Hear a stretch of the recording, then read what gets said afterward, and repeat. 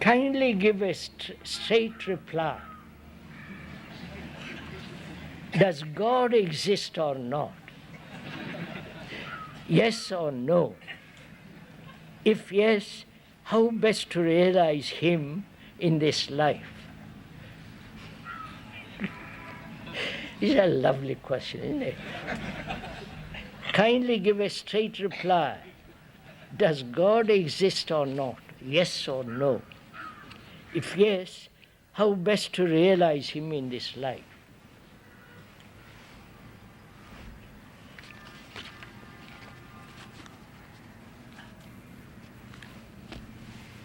Man, throughout history, from the ancient Greeks, from the ancient Sumerians, have this idea of God.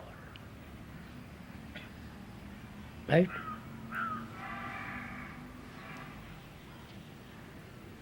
I'm not at all sure whether in the Upanishads and whether they mention God at all. Or is it a later invention? You understand? So, what is God? We are investigating. I'm not attacking God. I'm not denying God. But we are investigating whether there is such a thing as God.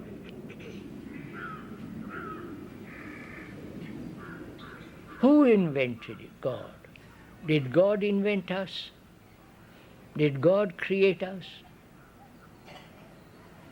Right? God, who is omnipotent, omniscient, eternal, merciful, justice, all goodness. Right? That's your concept of God. And if you say He has created us, then we are part of His image. We are part of Him. That is, we are omniscient, generous, loving, right? And eternal. Right? Are we? Or we think we are. You understand my question? If God created you, He must be an extraordinary entity. Because He wants you to lead a terrible life. You understand my question? If God made you, why are you like this? You must be extraordinary human beings, mustn't you? Beautiful, full of joy, excitement, full of delight. But you're not. So either you have created God or God has created you. But if you examine very closely, you have created God. Right? In India, I was told there are about 300,000 gods and more. You say, huh? Every local person has his own God. So, sirs, we have created God. See the irony of it. Thought has created God, and then thought worships the image which thought has created, which is to worship oneself and call it God. You understand all this? The better part of you is God, right? I wonder if you understand this. First of all, let's be clear. Have you created God? the local gods round the corner, or the local god in Rome or in Tirupati or wherever. You have created them, haven't you? Huh? You're so very uncertain, aren't you? So frightened. If you say we have created, then you are scared stiff, because you have created out of your fear that. Out of your fear, you want security, right? You want safety. You want to feel there is somebody looking after you. Because you are afraid, you follow? So you create that and then worship that. Just see what you are doing. Going to Tirupati and putting all your money in the bag. Do you think God wants your money? So look at it all. You have nothing but to offer but money, garlands, prostrations, rituals, right? You have nothing else to offer. Have you realized the tragedy of this earth?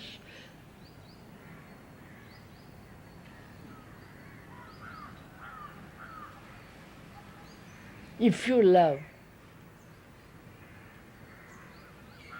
not God, that's very easy to love God, because it's so an abstraction, it has not much meaning. But if you loved, that very love is God, that very love is sacred. You won't go outside to look for God. You understand all this earth? And the questioner wants to know, if I believe in God, I don't.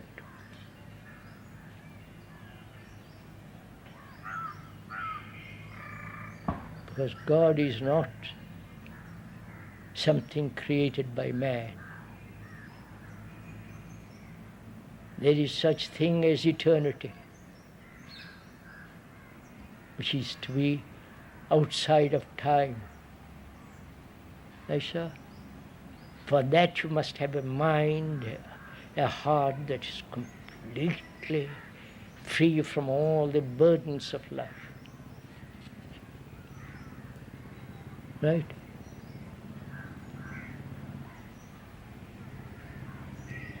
From your vanity, your arrogance, your selfishness. You follow, sir?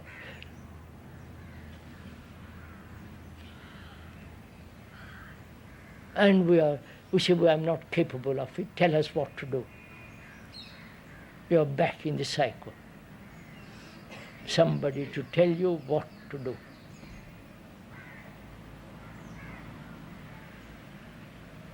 So you are in a jungle. You have to walk through it by yourself. Right? And for that you need vitality and vigor and strength. Not in belief in God, in goodness. Belief has no place where truth is concerned. Right? And what is Atman, sir? Huh? Atman, about which we have been hearing even many lessons in the past. Atman. Who is that? The conscience inside each of us.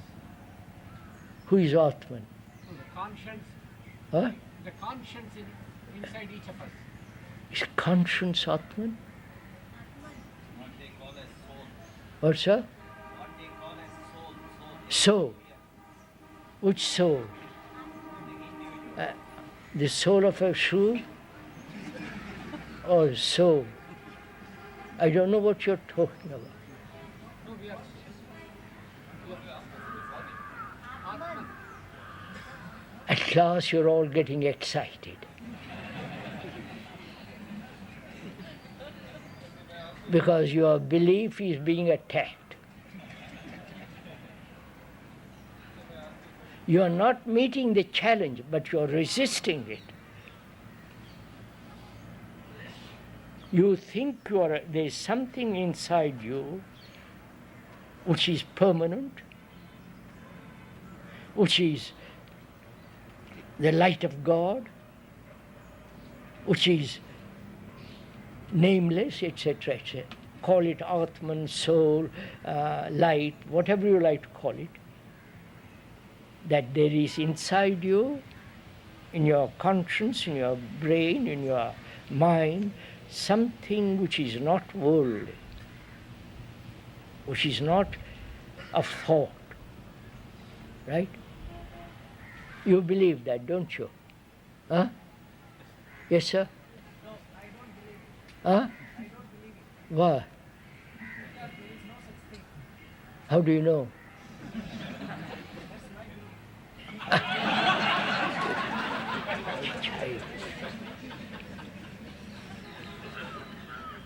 Just believe, believe, believe. What kind of brains have you, sirs? Don't you want to find out? Don't you want to investigate into the truth of this matter? Whether there is soul, Atman, whatever you like to call it, don't you just believe what? If you believe, what value has it? See, suppose I believe I've got Atman or whatever it is, super Atman, I'll call it. I believe in that. And what value has it? In my daily life, what part does it play? I'm miserable, I'm confused, I'm lonely, anxious, in agony. What's the point of my having a belief in Atman? If I'm free from all that, completely, then I shall find out. But to suppose it becomes so childish, for God's sake. And we're all grown-up people. Jobs, children, wives.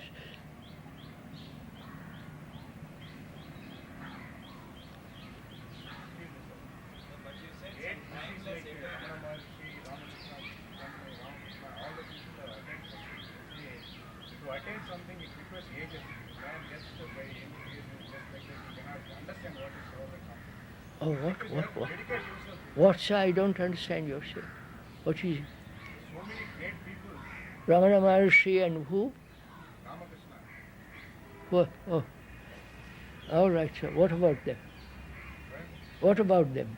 So they live a simple life and they advocated something and you dedicate yourself and detach yourself from the mundane type of life, then only you will attain something. Because we are being in this mundane, it's a disturbed world. Is it possible to not to believe that unless we implement it, we can attain something? So being in a disturbed world, I think we are just believing each and other, going in a superficial way, and different ways, and this way and that way. All the people, the real religion says you will discover yourself. Sir, would you forget all these people? Including Ramana Maharshi, what if the other gentleman was? Would you forget them? What value has their life to you? You have your life to live, not their life. God, what kind? And when the people say they have attained, what have they attained? How do you know? You also said there's some timeless eternity. Ah, I have said it, sir. Don't believe it.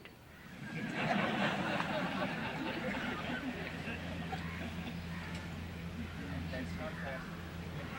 It's not fair, I know. It's not quite fair. But sir, just listen.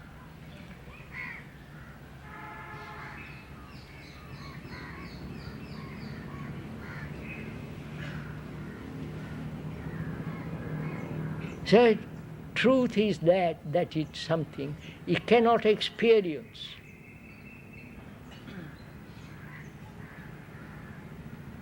It cannot be told to you. Word is not that. But if you live on words, it's that. You understand? The word is not that. Like the word tree is not the tree. I can describe eternity, blah, blah, blah. But the word is not that. But we are satisfied with the word. Right, sir? You love with your heart, with your mind, with everything that you have. You love somebody. And you tell me of that love. And I accept the words, but have no, the flower isn't there, the perfume isn't there. You see, sirs,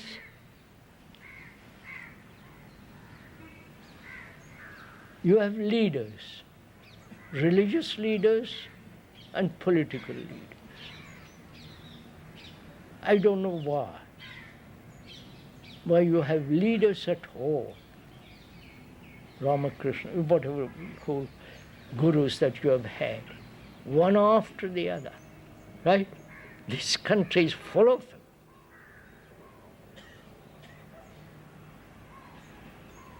And why do you follow? You understand?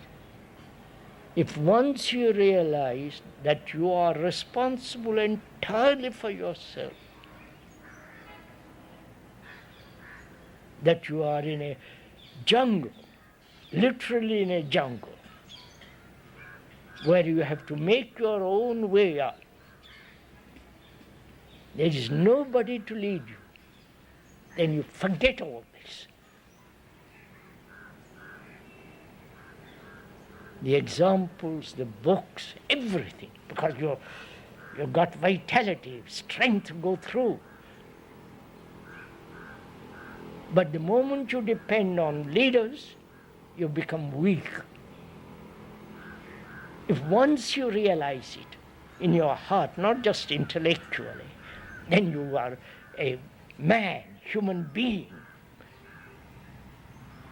free to walk straight.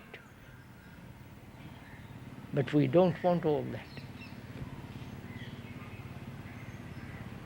So it's so simple when you think of it all.